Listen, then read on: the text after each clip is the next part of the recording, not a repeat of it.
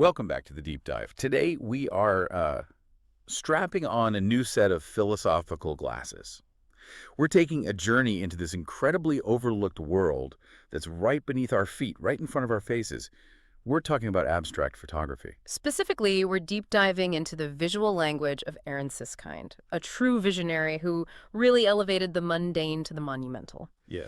We're discussing how you can take the absolutely ordinary, the cracked paint, peeling plaster, the stains on the street, and turn them into something profound, something new. And the mission today is entirely practical for you, the listener. We want to give you the mental toolkit to start seeing the world like Siskind, using nothing but, well, the world is your canvas and your phone camera is the tool. hmm This isn't about becoming a better technical photographer. It's about changing your entire frame of reference. That shift in perception is everything. I mean, Siskind fundamentally believed that the photographer's job was transformation, not just documentation. He wasn't interested in capturing the world as we see it. Right. He wanted to bend it, simplify it until it revealed some kind of underlying artistic structure. That's why his famous quote is so essential. He said, "When I make a photograph, I want it to be an altogether new object whose basic condition is order." That idea of a new object is so interesting. But hang on. Siskind started out in the 1930s with the Photo League, right? Sure. Documenting some really intense social realities in places like Harlem. That's all very literal. We're human. Yeah. So how did he pivot from capturing faces and crowds to focusing on, cracks in a wall? Was that a rejection of his earlier work, or was he just finding a new language for his feelings? It was a monumental shift, and you've really hit on the core tension there. His early work was pure social realism. But by the early 1940s, I think he felt the burden of that literalness, that his own emotions couldn't fully translate through a recognizable face, so he turned inward. He'd start looking closer. Exactly. He started focusing on close-up details until they completely lost their literal meaning. So he was looking for freedom from the narrative. Yes. And the timing is key. He was running in the same circles as the abstract expressionist painters in New York, France, Klein, Willem de Kooning. Oh. And those painters were just pouring raw emotion onto huge canvases with these big, spontaneous gestural marks. Siskind saw that energy and realized, my camera can do that. The camera is a paintbrush. Precisely. If Klein could use a thick slash of black paint to show anger or passion, Siskind could find that same slash in a crack on a sidewalk or a patch of peeling tar. The medium was different, but the intent was pure abstraction. Okay, so let's unpack this core mindset transformation for the listener who's, walking around with their phone right now. You have to stop asking that first question. What is this object? Right. Is it a door? Is it a fire escape? Forget that. And you start asking, what does this form feel like? That transformation of the question is the entire deep dive. Your phone camera stops being a device for recording reality, and it becomes a tool for framing pure visual sensation. You're just focusing on form, rhythm, and gesture. You're not photographing a wall anymore. No, you're photographing a contained universe of texture and shape. So a peeling wall is no longer just, an architectural flaw that needs fixing. It's suddenly a landscape of mountainous ridges and valleys. Cracks in the pavement become these, ancient hieroglyphs. Or maps drawn by time and weather. And the entire difference lies in how ruthlessly you choose to exclude context. Which brings us directly to Siskind's obsession with texture.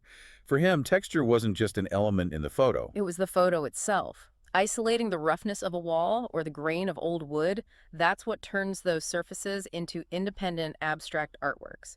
You have to exclude everything around it so the surface itself just dominates the frame. And what gives texture that kind of emotional weight? I mean, why is a rough surface often more interesting than a smooth, pristine one? Because texture carries the visual language of history. Smoothness suggests calm, maybe perfection, modernity.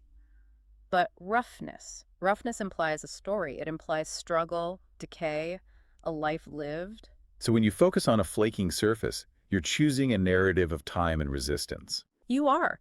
And when you strip away the color, which Siskind often did, you force the viewer to focus entirely on that surface and shape. It just amplifies the emotional impact of the texture itself. And for those of us using our phones, this is actually a huge advantage, isn't it?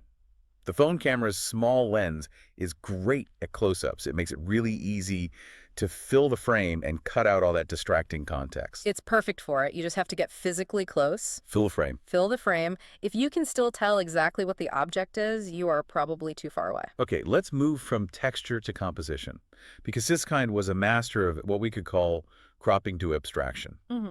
It wasn't about finding a weird subject. It was about looking at a familiar subject in a profoundly strange way. He used tight framing and ruthless cropping to eliminate all context. He forced you to look only at the fundamental forms. The visual components. Yeah, think of it as the rule of ruthlessness. If you're photographing peeling paint on an old door, you have to crop out the handle, the hinge, the edge of the frame. You leave only the abstract field of color and texture. That's a great way to put it. So the work doesn't stop when you press the shutter. It really just starts there. Oh. And the way you crop changes the emotional balance, doesn't it? Oh, absolutely. Composition is how you impose order on chaos. A diagonal line running across your frame immediately suggests energy, motion, maybe instability. Whereas centering a big, solid shape feels calmer. It feels stable, it has gravity. You're arranging shapes on a canvas, really, using the language of geometry to get an emotional response. What's fascinating is that Siskind saw the world as an active participant in all this. He felt the world was, in his words, drawing for us. Scratches on walls that look like calligraphy, cracks in asphalt like spontaneous sketches. Yes, that concept of gesture is so important. A gesture in his work wasn't human movement. It could be a jagged fracture in stone, or a slash of spilled paint, or the curve of a torn poster, an accidental non-human mark that feels alive. I love that. So our job is just to notice and frame those spontaneous sketches. The world provides the art. We just provide the frame that calls it art. And once you strip away the context, those found shapes speak the exact same language as modern abstract painting. And this applies to repetition, too. A row of windows wasn't just architecture to Siskind. It was a rhythm. It was a visual rhythm, like a repeating note in music. And that rhythm hints at something bigger, doesn't it? Like persistence or maybe the fragility of structures. But pure repetition can get a little tedious. How do you inject meaning into it? By finding the break in the pattern, Siskind taught us to look for the anomaly. The single missing tile, the graffiti tag on a clean wall, the one open window in a long row of closed ones. Ah, so that one unique element becomes the focal point. It does. It turns a merely decorative rhythm into a profound statement about being unique or about disruption. It takes the image from just being descriptive to being metaphoric. Okay, now let's talk about the emotional landscape he was creating. His images were never cold studies in geometry. They pulsed with feeling. How do we get there? Siskind turned inert surfaces, stone, metal, paper, into metaphors for human states of mind. You're looking at a patch of torn canvas, but you are feeling agency or loss. A tangled mess of marks could feel frantic. A cracked wall could feel utterly tragic. So the texture, the line, the shape, they become the emotional subject themselves. They do. You have to ask yourself as you frame the shot, is this harsh? Is it fragile? Is it overwhelming? And then your composition has to emphasize that feeling. And he often used fragmentation to get that drama, didn't he? He found immense drama in brokenness, torn signs, flaking paint, shattered objects. And the tension is so compelling because the subject itself is fractured and imperfect.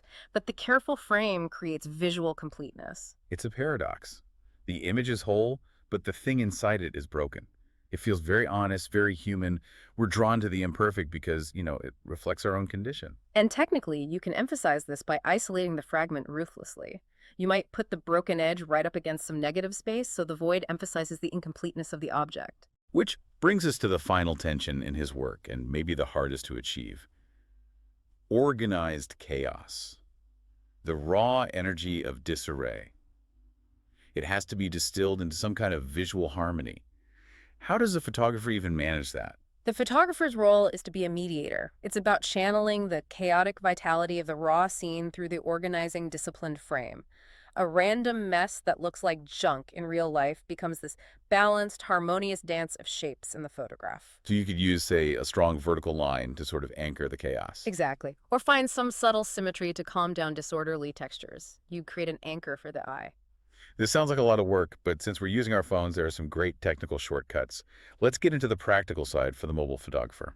First up, Light. Oh. What's the best light for texture? Light direction is your absolute #1 tool. You have to use strong side lighting, so morning or late afternoon light, because it rakes across the That surface. carves everything out. It carves everything out. It emphasizes the ridges, the cracks, and creates these necessary shadows and high contrast drama. Overhead light just flattens surfaces. It can look more graphic, but you lose that sculptural quality Siskind was after. So we should literally be hunting for that golden hour light hitting a peeling wall. And what about focus and exposure control on the phone itself? Always, always tap to focus directly on the strongest area of texture detail. Don't let the phone decide for you. And here's a quick tip.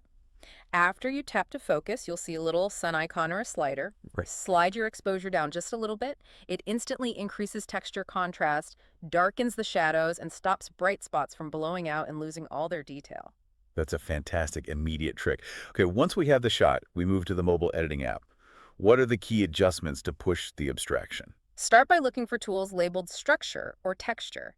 They're excellent for enhancing that mid-level detail, making the texture pop, but be careful, don't push it too far or it looks artificially crunchy. And how do we balance that with standard contrast and clarity? Because too much of all three can look like a bad HDR photo really fast. That's a great question. Clarity mostly affects the contrast in the midtones, making the image feel robust. Structure is more about the edge contrast, the fine lines and wrinkles. So you use structure to pull out the green of the wood and clarity to separate the light and dark areas. Got it. So less is more. Often, yeah, you want the texture to feel real, not digital. And for that authentic Siskind feel, going black and white has to be key, right? Oh, absolutely. Converting to black and white immediately gets rid of color distraction and forces your eye onto line, shape, and contrast, which was Siskind's whole world. What if the colors are kind of interesting but distracting? Then you might try heavy desaturation instead of full monochrome. It calms the scene way down but keeps just a whisper of the original color. And remember the rule of ruthlessness here, too. Use the cropping tool fiercely in editing. Okay, this is great. Super actionable. Now, for the listener who wants to really train their abstract eye, what are some specific practice drills we can do right now? Well, the sources suggest a few exercises to reprogram your vision. First, try the "What is it?" challenge. The goal is to take a photo so abstract and so tightly framed that nobody can immediately guess what the subject is, So they're forced to see the shapes and feelings first. before their brain can assign a name to it. Exactly. That sounds fun. What else? Then there's the 5-minute drill. Stand in one single spot next to a brick wall, an old fence, whatever, for 5 full minutes. And your job is to take as many unique, abstract photos as you can without moving your feet. Wow, that forces you to look deeper, to change your angle, your focus, everything. Radically, yeah. And finally, there's the gesture hunt. This is where you go out looking specifically for those non-human marks, scratches, stains, torn paper edges that look like brushstrokes or calligraphy. Frame them like they're dancers frozen in time. So when you boil it all down, what does this all mean for us? The essence of Siskind's style is really about stripping away the literal meaning of the world to reveal a kind of visual poetry. Mm-hmm. It's about choosing how to look, transforming overlooked decay into these powerful metaphors for human experience. He wasn't just documenting damage.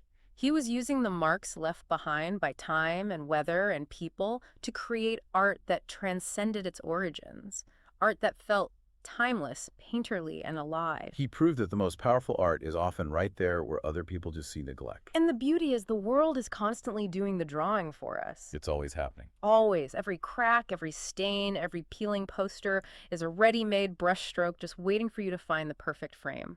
The deepest dive isn't into the subject matter itself, but into the hidden order, the rhythm, and the emotional weight that you, the photographer, choose to impose on all that chaos. That accidental art is waiting for you right outside your door. Go find it.